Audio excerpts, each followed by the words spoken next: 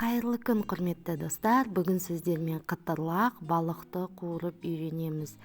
Бар жоғы 2-ақ ингредиенттен тұрады. Жұмыртқаның да, ұнның да қажеті жоқ.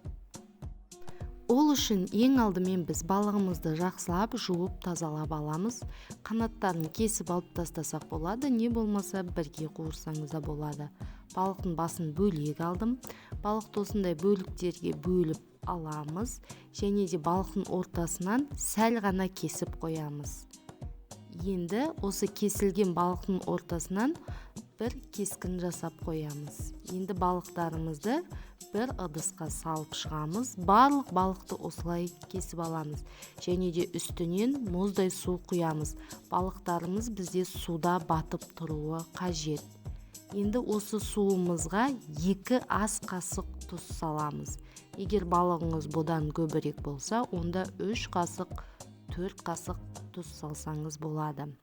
Жақсылап тұзы ергенше араластырамыз да 1 сағатқа бетін жауып қойып қоямыз.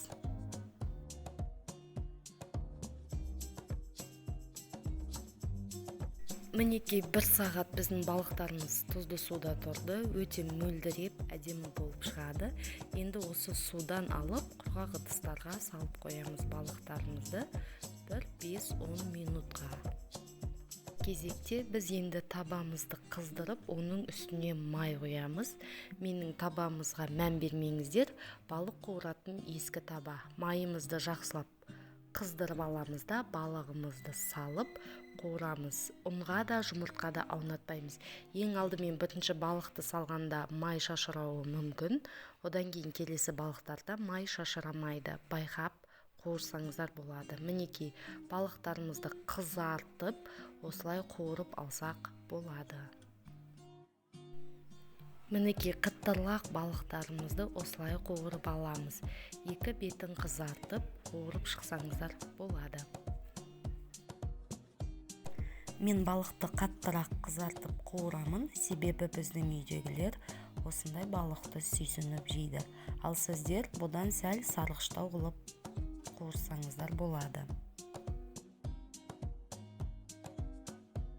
Міндетті түрде газетке не болмаса салфеткаға төсеп майын сорғытып алыңыздар.